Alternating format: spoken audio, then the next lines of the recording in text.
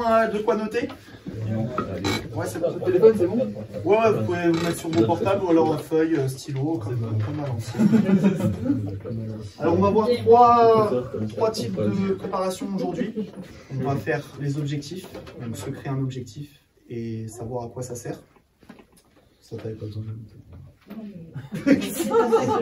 Ensuite, on va voir les croyances, donc tout ce qui est croyances limitantes, croyances aidantes. Et la dernière partie, c'est sur la confiance en soi. On va parler un petit peu de confiance. Première étape. Comment se fixer un objectif? Donc ça va être la première partie. Il va falloir que vous fixiez un objectif dans le BAD. On va faire dans le BAD. Vous pouvez le faire dans la vie aussi, mais pour l'instant, c'est dans le BAD. Donc comment on se fixe un objectif? Il faut que ce soit quantifiable, réalisable et inscrit dans le temps.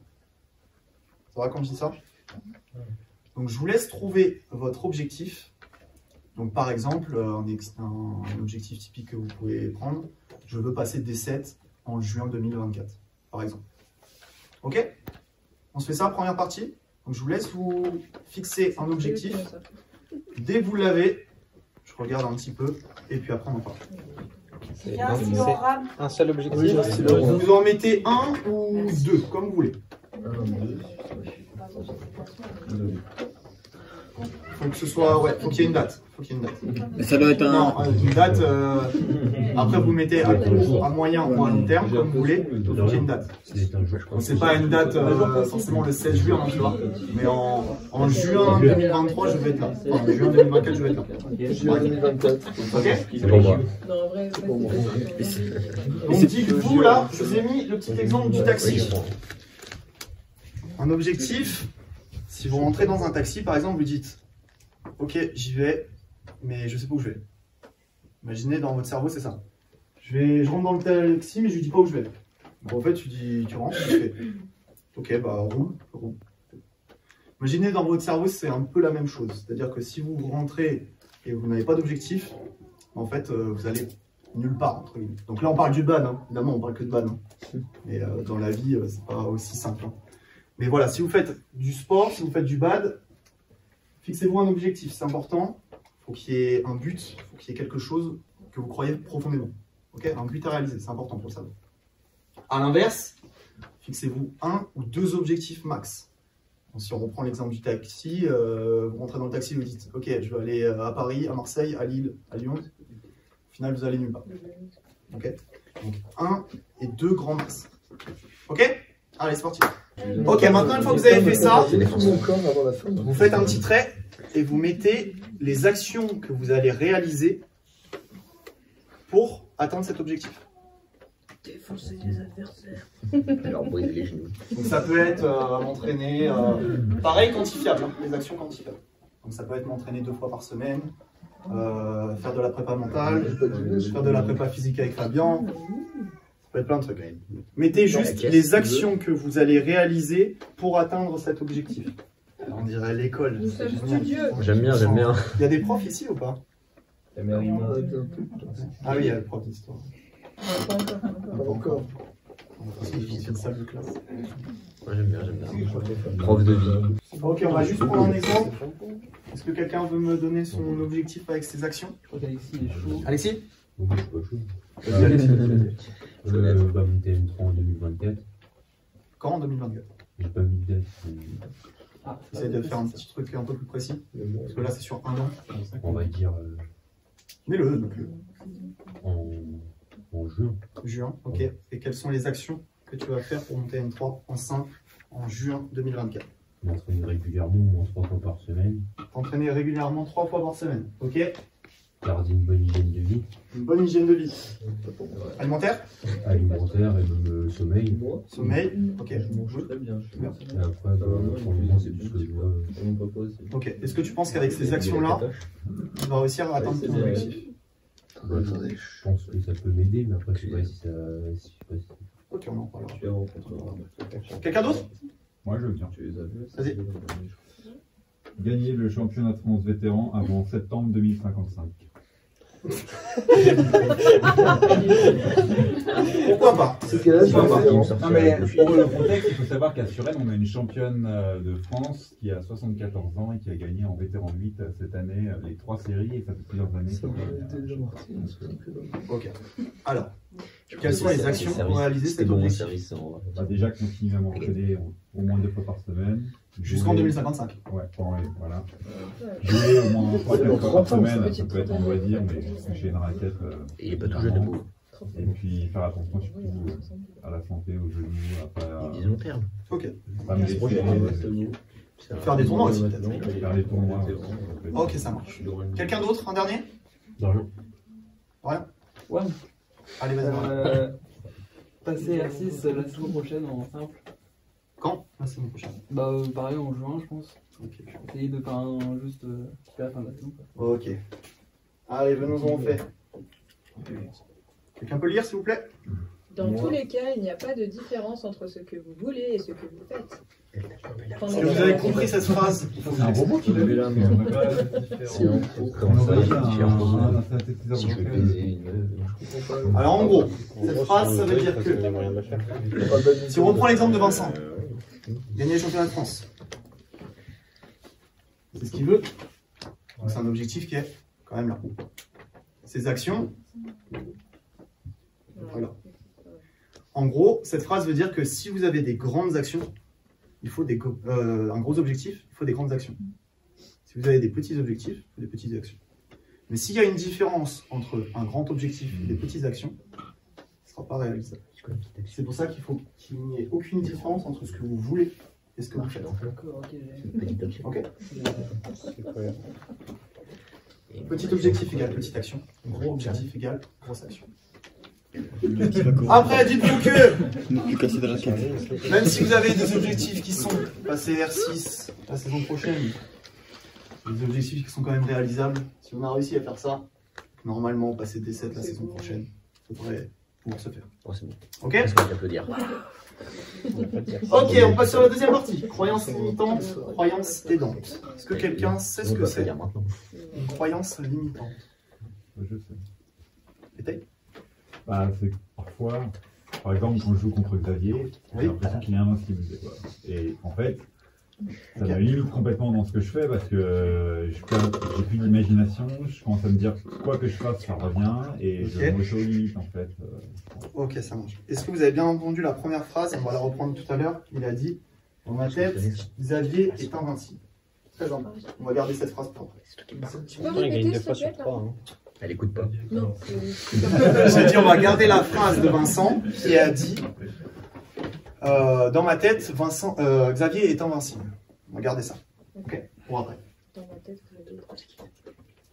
Donc, qui veut être R4 la saison prochaine? Levez la main. Sauf ceux qui. Levez la main, ceux qui veulent être R4 l'année prochaine. Si on vous dit, ok, j'ai une baguette magique, l'année prochaine vous êtes tous R4. Levez la main, ceux qui veulent être R4.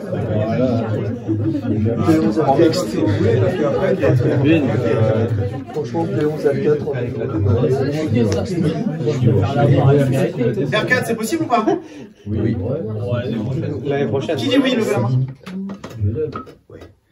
Qui dit non, c'est pas possible. C'est R4, c'est chaud. En un an. là, prends-toi là. On va dire que c'est une très bonne nouvelle pour vous. Hein.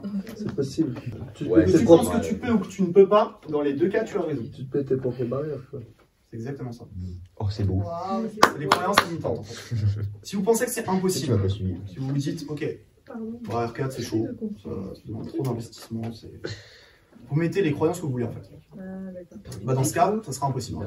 Par contre, si vous dites, ouais, R4 franchement, facile. R4, l'année prochaine, je suis R4, je vais me donner tous les moyens pour être R4. Ça va être possible. Ok. C'est pour ça que tu penses que tu peux ou que tu ne peux pas, dans les deux cas, tu as raison. Dans la limite du raisonnable, évidemment. On va demander à Coco s'il passe N1 l'année prochaine. J'y crois. C'est chaud. Hein, évidemment, oui, Coco. Un objectif qui est réalisable ou non. Oui. Ok. Dans la limite du raisonnable, évidemment. Ok. Je comprends. Ok, donc ça, c'est ce qu'on appelle la loi de l'attraction. Donc, quelqu'un peut lire, s'il vous plaît? Alors, c'est la loi de l'attraction, c'est la capacité à attirer dans nos vies. C'est sur quoi? ce sur quoi nous nous concentrons. Nous pouvons attirer des choses positives ou négatives par le biais du cycle pensée, émotion, action, résultat. Voilà. Donc là, on est plus sur les deux derniers, action et résultat. Ça marche. Ok. Donc la loi de l'attraction, en fait, c'est des pensées fortes que vous avez pour attirer en fait ce que vous voulez dans la vie. Vous pouvez regarder un petit peu sur internet des vidéos qui expliquent la loi de l'attraction, c'est intéressant. Et oui, voilà. Et ça c'est important, ça c'est sûrement votre croyance qui définira ce qui vous arrivera. Si vous pensez que vous serez les 7 R6 l'année prochaine, si vous y croyez fort, c'est possible que ce soit réalisé. Okay. C'est vraiment les croyances qui vont décider ce que vous allez faire. Ce que vous allez... Juste... Ah oui, voilà. Une personne pour lire? C'est pas grave, là. Une croyance limitante est un état d'esprit ou une croyance à notre sujet qui nous freine d'une manière ou d'une autre. Je suis nul, j'arrive pas à jouer. Ok, donc là, je suis sûr que dans la pièce, j'ai entendu quelque chose. Tiens, Coco, parlons-en. Voilà, quand tu t'énerves, quand tu dis je suis nul, j'arrive pas à jouer, ma raquette elle est nulle. Ça vous est déjà arrivé ça, quelque chose comme ça? Qu'est-ce que vous dites en général? Je suis une Moi je me dis que c'est démonétisé par YouTube. Alors pensez bien que. Non, pardon, c'est ça. Vous êtes différents de vos actes. C'est pas vous qui êtes nuls, vous êtes différents de vos actes. C'est vos actes qui sont nuls. Vous savez qui j'en parlais il y a 2 jours là? Pas toi, Laure? Paf, tu m'as dit je suis nul. C'est pas vous qui êtes nul, c'est votre geste, c'est votre frappe, mais c'est pas vous. Okay. Vous en tant que personne, vous êtes solide. Et pour l'avenir, j'aimerais bien que vous posiez à chaque fois la question de est-ce que c'est une croyance ou est-ce que c'est la réalité? Quand on vous pose une question, quand on vous donne une information, que ce soit les entraîneurs, vos entraîneurs dans les clubs, peu importe, dites-vous toujours est-ce que c'est la vérité ou est-ce que c'est une croyance? La croyance, je vous rappelle, c'est ce que quelqu'un pense. Je vous donne un exemple. Je vous dis, ok, la Terre est plate. Bien sûr. Vous allez dire, ok, mais je vous fais passer ça sérieux. Hein. Je dis, ok, la Terre est plate et tout, je défends mon point de vue et tout. Vous dites, ok, mais il est fou, il est entraîneur et tout. Il nous apprend des choses, il nous apprend ça et tout. Après, mais en fait, il faut se dire, est-ce que c'est une croyance ou est-ce que c'est la réalité? Vous êtes susceptible d'adhérer à une croyance ou non? Vous êtes susceptible d'adhérer à ma croyance. Mais ça ne veut pas dire que c'est forcément la vérité. Est-ce que vous comprenez ça? Oui. Quand je vous parle du coup d'après, par exemple. C'est ma croyance, c'est pas forcément la vérité. En l'occurrence, c'est la vérité. Vous avez compris? J'ai monté depuis le début. Ok. Donc posez la question à vos entraîneurs sur le terrain. Est-ce qu'on est des merdes? Est-ce que je suis une merde? Est-ce que je suis un caca ambulant? C'est peut-être sa croyance. C'est peut-être la vérité. N'oubliez pas que vous êtes différents de vos actes. Ok, dernier point sur la confiance. Alors vous avez tous noté 3 ou 5, j'ai mis 5. Okay. 5 plus belles réussites dans le badminton. Dans le badminton? Dans le badminton. Vos plus belles réussites dans le badminton, que ce soit une réussite sentimentale, sportive, classement, ce que vous voulez, vous mettez 5 réussites. Donc vous êtes les plus fiers. Si vous n'en avez pas 5, vous en mettez 3 ou 4. Et après, on en parle. Ah oui, et dernière chose, vous savez quand on parlait de croyance là juste avant, du coup quand Vincent dit dans ma tête, Xavier est invincible. Est-ce que c'est une croyance ou est-ce que c'est la réalité? C'est clairement une croyance. Tout le monde défend. C'est gratuit, pardon. Pardon Xavier. Non mais c'est vrai, on est d'accord, c'est une croyance, pas la vérité. Je pense que t'as déjà perdu. Une fois dans ta vie. Non mais Vincent il gagne les trois quarts du temps contre moi. J'ai pas dit qu'il était invincible quand je dis des fois, il y a des jours. Invincible. Je me dis mais qu'est-ce que je peux faire? Aujourd'hui, mais c'est une croyance. Oui, bien sûr. Mais c'est quand sur le moment, je suis mon cerveau il est bloqué quoi. Et c'est vrai que c'est limitant parce que après il y a plus d'imagination en fait. Tu cherches plus. Essayez de remplacer ces croyances limitantes par des croyances qu'on appelle aidantes, qui vont être posées souvent sous la forme d'une question en se disant ok, qu'est-ce que je vais faire pour le battre? Donc là, après, on en revient sur la partie tactique du BAD, hein, évidemment. Mais ouais, quand vous posez une question, forcément, vous vous interrogez, et même le cerveau, vous n'y pensez pas, mais il travaille. Même pendant la nuit, là, il travaille. Et là, ok. Inconsciemment, comment battre 0. Très simple. Donc là, on va faire un petit exercice de confiance après. Chacun votre tour, vous allez vous lever et me dire votre plus belle réussite. C'est impossible. Et là, je vois qu'il y en a qui sont pas confiants sur cet exercice. Moi, je peux le dire. Si vous voulez, vous pouvez rester assis. C'est bon?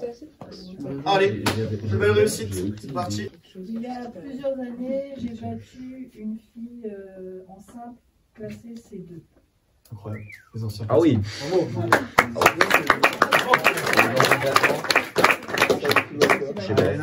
Allez, vas-y. Comment tu veux défoncer? Écoutez. Badminton, mon sport numéro. Ok, parce qu'avant c'était le tennis du coup. Voilà, tennis. Bravo, c'est bien, bravo.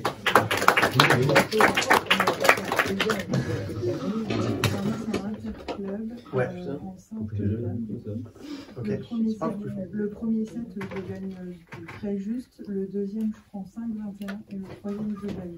Incroyable. Bravo, alors ouais. Allez, suivante. Moi, j'ai gagné la Coupe du Loir-et-Cher en simple. Coupe du Loir-et-Cher. Incroyable. Bravo. Allez, Stéphane. Moi, j'ai gagné le tournoi nocturne de Gand. Le tournoi nocturne. Allez, vas-y, Kevin. Arrêtez de fumer.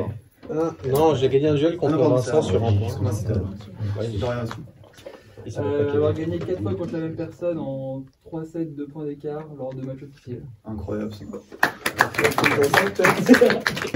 Moi j'ai gagné un duel contre Vincent sur un match. Un duel? C'était quoi le duel? Bah c'était un drive, il était dans le retard, j'ai dégagé et du coup il était dans la merde. Ok,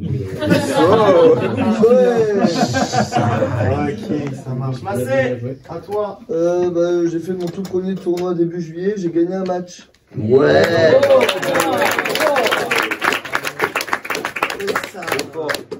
Malou. Bon, mon classement, je dirais.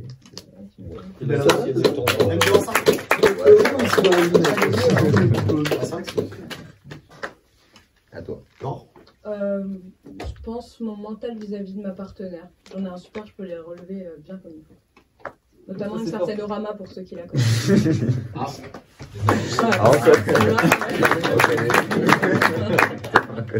Raph. Moi j'ai battu Gigi Tordal en simple.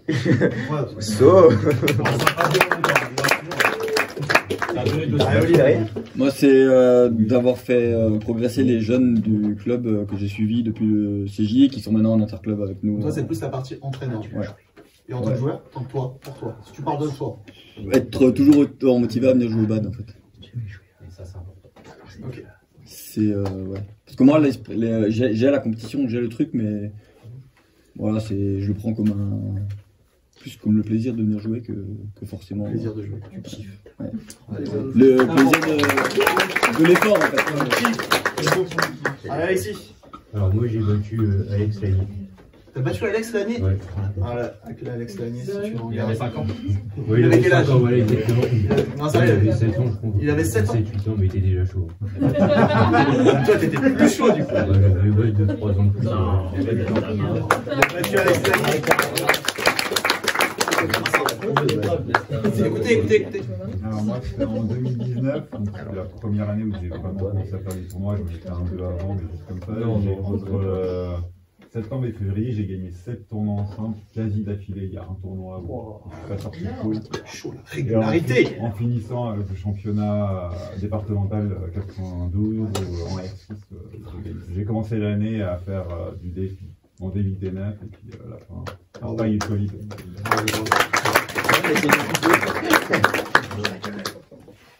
J'ai battu une fille N2 en simple en 2 sets. Ma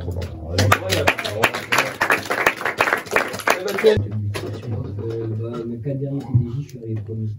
4 fois premier au TDJ,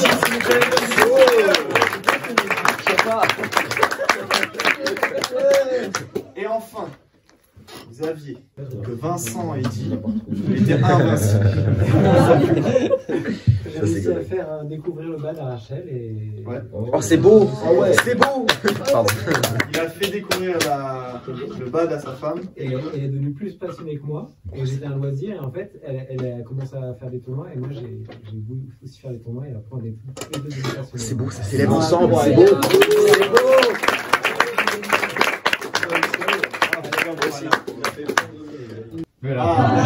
Ah. Vous rappelez vos points forts et vos points faibles? Oui. Sur la feuille. Oui. Tu l'as les feuilles? Moi non plus. Je les ai pas.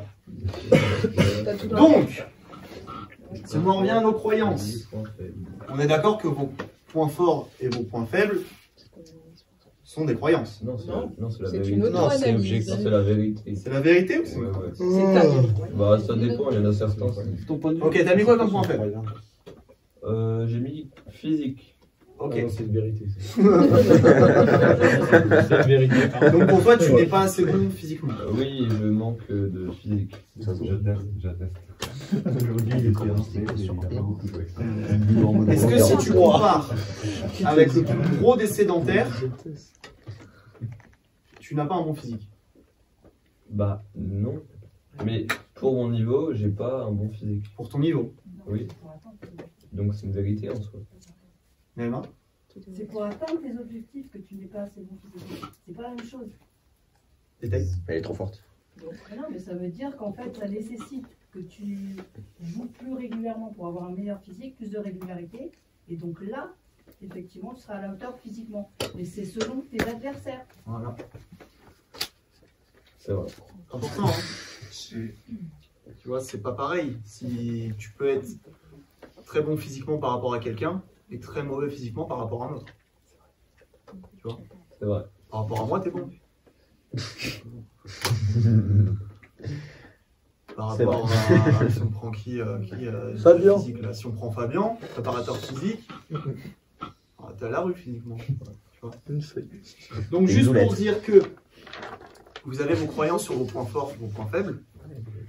Vous avez un état de confiance sur ces points forts et sur ces points faibles. C'est-à-dire que quand vous donnez des points forts, et surtout quand moi, je vais vous donner des points forts, ou Jérém, ou le préparateur physique, on va vous donner des points forts, vous allez être en état de confiance là-dessus. C'est-à-dire que dans ces coups-là, ou ces moments-là, vous allez vous dire « Ah ok, là, je suis bien. Là, c'est mon domaine. » En gros, je vous dis ça parce que cette année, je l'ai fait, et je l'ai fait aussi pour moi.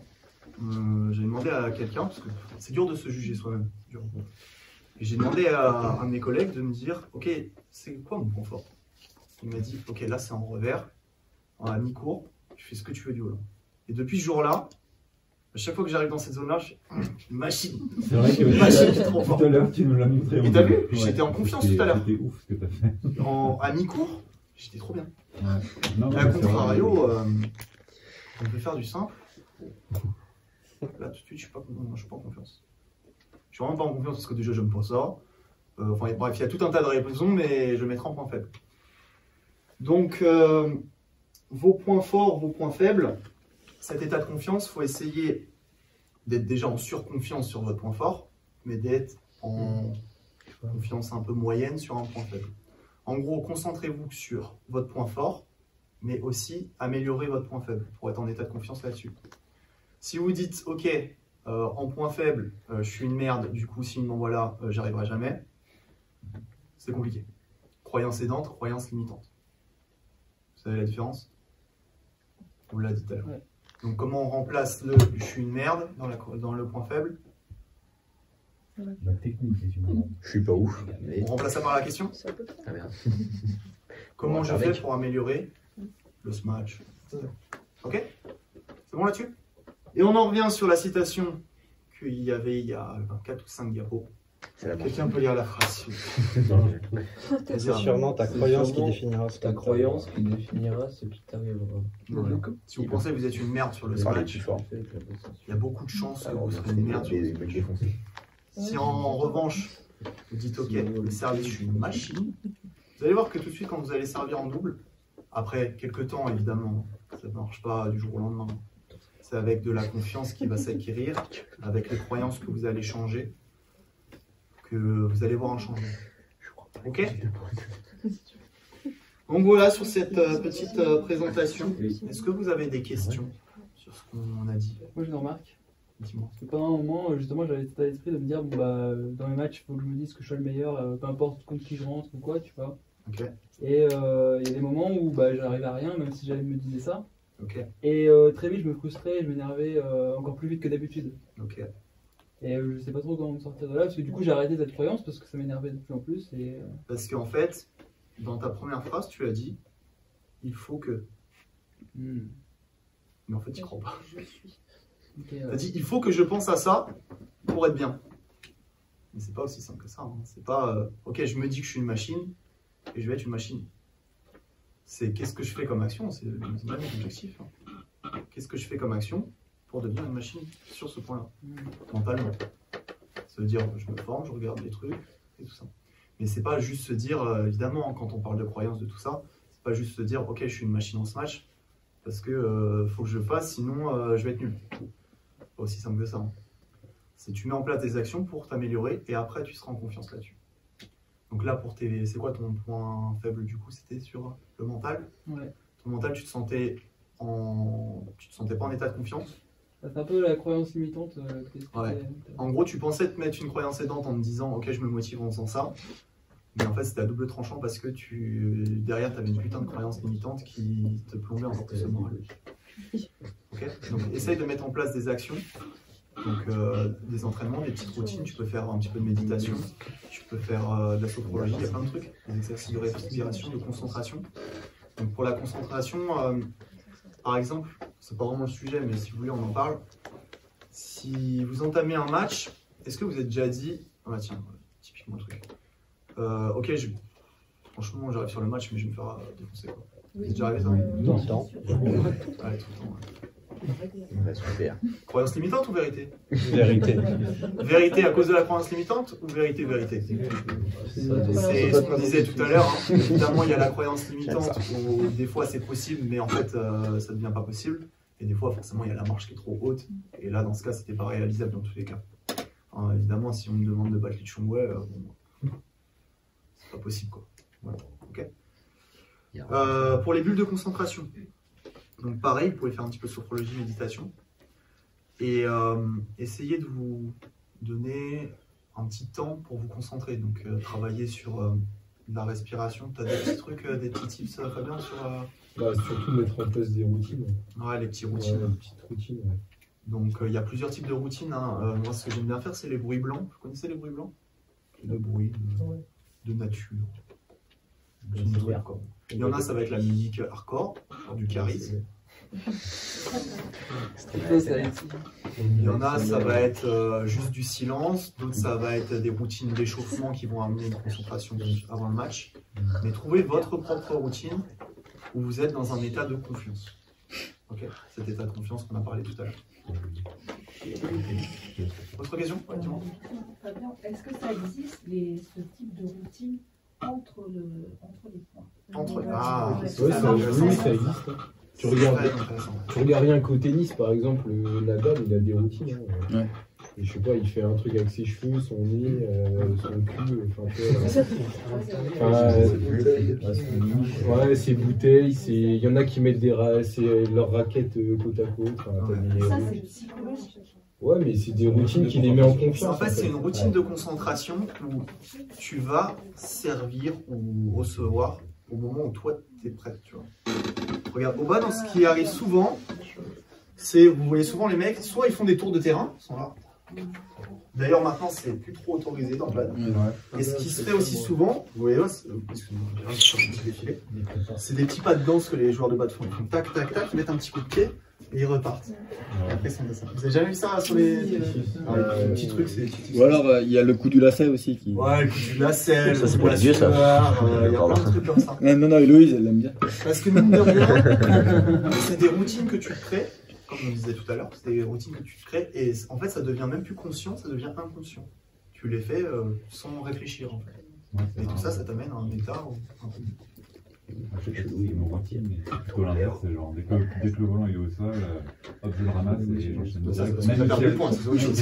Non, mais même quand je gagne le point, genre même si c'est... Non, mais même l'adversaire il met le volant dans le filet, normalement c'est le volant. Et des fois je me demande si c'est pas justement... Ouais, c'est mal poli, tu vois, d'aller choper le volant. Tu vois, c'est lui qui l'a mis dans le filet, normalement il doit me rendre le volant, et moi j'arrive, je prends le volant et j'enchaîne direct. Quoi. Il y a ça aussi, ça c'est important. Je me dis, c'est peut-être pas sympa tout ce que je fais, mais je sais pas, c'est un réflexe en fait. Écoutez les gars, juste 2 secondes, vous avez entendu ça, c'est hyper important. Vous avez vu des fois, en règle générale, je fais une faute, je dois rendre le volant à mon adversaire. Okay. Vous pouvez casser un petit peu ces routines-là, justement, pour embêter l'adversaire. C'est aussi un combat psychologique, hein, le ballon. De temps en temps, je fais une faute, je ne vais pas lui rendre le volant, ou inversement. L'adversaire fait une faute, je vais vite récupérer le volant pour enchaîner. Moi, je fais ça. Ah, ça, par contre, ça marche vraiment. Quand tu es dans une dynamique. Et aussi, ce que j'adore faire, je crois que Jérém aussi le fait un peu, c'est pas pour être méchant, mais on aime bien le faire, c'est que moi, j'irai pas chercher le volant. Il va rester là, j'irai pas. C'est-à-dire que tu as fait une faute, tu vas me le renvoyer le volant. Ah oui, bah oui, ça c'est pareil. Ça c'est normal. Est-ce qu'en double, il vaut mieux avoir sa routine de concentration personnelle indique, ou il faut aussi en créer une du groupe? Il faut avoir un duo vraiment. T'as déjà vu JK et les DRU jouer ensemble? Ouais. Tu sais combien de fois ils se tapent dans la main pour revenir ensemble? Ah ouais, c'est vrai ça. 3-4 fois. Ça, c'est leur routine à eux pour En fait, j'ai envie de te dire oui et non. Oui, si tu connais très bien ton partenaire, si tu joues souvent avec lui, si tu joues à chaque fois avec des partenaires différents, c'est impossible. En fait, le mental, c'est tu contrôles ton corps, ton esprit. Tu contrôles pas trop celui de l'autre. Tu peux l'influencer, mais tu pourras pas le contrôler. Donc si tu contrôles bien, tu joues tout le temps avec les mêmes partenaires, tu peux avoir des tips, tu peux avoir des conseils à lui donner, des motivations similaires. Mais si tu joues avec des partenaires différents, c'est presque impossible. C'est trop dur de... Si tu as déjà joué avec quelqu'un, à chaque fois, il est là, détendre. Et il soupire, ça plombe. C'est insupportable. Le tournoi est long. Je sais que c'est insupportable pour mon partenaire. C'est compliqué de le motiver. Même si là, tu dis allez, vas-y. Croyance limitante. Ouais, je suis nul, je n'y arrive pas, je suis là. Croyance limitante. Okay. Est-ce que du coup, on parle de double là, quand on s'excuse, de trop s'excuser, c'est pas un... Quand tu as de trop s'excuser avec son partenaire, ah merde, ou est-ce que c'est au contraire, c'est aussi histoire de rassurer un peu Tu t'excuses parce que quoi? Bah parce que t'as fait une merde. Ah, pour ton partenaire? Ouais, par rapport à ton partenaire, tu vois. Si t'as fait une faute. Ouais, tu joues aussi avec... Quand tu fais de la merde, que t'as mis le partenaire en difficulté. Parce que c'est grave, non. Parce qu'en soi, c'est pas une croyance limitante de s'excuser. Et justement après, est-ce que le fait de se mettre trop de confiance, on peut pas basculer dans l'arrogance? Ah si, écoutez la différence, hein, c'est important là. Il y a une différence entre être confiant. C'est la confiance, c'est sûr de soi et de ses valeurs. Non, c'est pas sûr. L'orgueil, la prétention, après tu bascules dans autre chose, tu dégages autre chose pour les autres. La confiance, c'est censé être pour toi. Ouais, non, mais pour toi-même, est-ce que l'arrogance, elle va te servir ou elle va te desservir? Enfin, je veux dire. Elle va te servir jusqu'au moment où tu vas te prendre une grande. Elle va te desservir. En fait, l'excès de confiance, un gars sûr de soi, il a le nom. Ça peut être bénéfique jusqu'au moment où tu prends une grande part dans ta tronche. Parce que là, ça va vraiment te mettre très bas. Ouais, puis du coup, en tant que, quand tu fais du coaching, après, entre les matchs, il faut aussi faire gaffe à pas trop donner de... Tu peux encourager. Ouais. Tu peux donner confiance à la personne. Tu peux le mettre du coup dans un état de contrôle. Mais s'il est dans l'orgueil, la prétention, il va dégager autre chose aux autres. Il faut que tu arrives à le mettre bien lui. Mais pas bien lui en montrant que c'est le boss. Pour les autres. Juste pour lui. Je sais pas si j'ai été très clair. C'est des techniques, hein. Ah oui, non, mais il y a plein de contradictions, un peu, des choses. Il ne faut pas faire un excès, sinon ça... Toujours des cas précis à chaque fois. Il y a des règles générales sur des sujets qui ont été scientifiquement prouvés. Mais après, c'est toujours à adapter au cas par cas. Oui. Quand tu es en train de gagner, en fait, mettons tu mènes 18-16 contre Valentin, tu vois. Et là, tu te dis, putain, je vais lui prendre un set. La peur de Et gagner. après, en fait, la peur de gagner, et là, il te met 21 les 5 points d'affilée. Ça sent le vécu. Et ça m'arrive souvent, en fait, ce genre de situation. Tu l'as dit, c'est que ça t'arrive souvent. Ouais. Du coup, tu n'es pas dans un état de confiance à ce moment-là. Un peu plus faible. En fait, tu as un état de confiance qui est très ça dirait dans la tête pour pas sortir. Est-ce qu'il y a des exos de Money Time, des exos de Money Time où tu bosses que des exos où tu commences à 15 partout. Tu commences à 15 partout. Bravo, Oxy. La réalité est qu'il ne fait pas des bonnes choses qu'il avait que les faire. Ce qui a marché, il avait que les faire. Parce que là, tu ne vas pas réussir. Donc, à un moment donné, c'est complètement du stratégique et du technique. Parce qu'on a tendance dans un état de stress à se crisper un peu plus. Est-ce que tu le sens dans un état de stress à ce moment-là? En fait, ça m'est arrivé plusieurs fois en tournoi de jouer contre des M3 comme ça et de mener sur la fin du set et d'être en état de me dire c'est pas possible, je vais battre un M3 là en tournoi, c'est fou. Et du coup, ouais, j'y crois plus en fait vraiment, je sais pas. Et les quelques derniers points qui restent. C'est marrant parce que tu passes d'un état de confiance à un état de confiance très très bas. Quoi. Et à l'opposé, quand je suis en train de perdre, ça m'est arrivé plein de fois de faire des remontées incroyables. Parce que tu as fait plusieurs fois. Tu devrais pas. Vous avez vu, vous avez lu le livre de Sun Tzu, L'art de la guerre? Vous n'avez pas lu ça? Qui l'a lu? J'ai oublié. Hein. Oh, mauvais élève. Comment Sun Tzu il gagne la guerre à chaque fois? Tu t'en rappelles pas? Non, en gros, Sun Tzu, quand il gagne la guerre, c'est parce qu'en gros, il encercle un village et à chaque fois, il laisse une issue pour que les gens se barrent. Et du coup, à chaque fois, il gagnait les guerres. Et du coup, les gens me disent, mais pourquoi tu laisses cette issue? Parce qu'en fait, à partir du moment où tu laisses une faille dans ton esprit, une faille dans ton truc, tu leur donnes une issue, bah, ils vont s'engouffrer dedans. Et du coup, à chaque fois, ils les attendaient. Et dans le cerveau, c'est la même chose. Si vous laissez une issue à chaque fois dans votre cerveau, si vous dites sur votre objectif que vous avez fixé tout à l'heure, ok, bon, moi, si je suis pas D7, c'est pas grave. Et puis, je serai D8. Bon. Vous êtes sûr que vous allez être D8 si vous laissez votre issue. Et le cerveau, il se prend pas la tête, hein, il va au plus simple. Donc, il faut essayer de se battre en laissant 0 issue. Que en plan A, que cet objectif, il n'y a pas de plan B.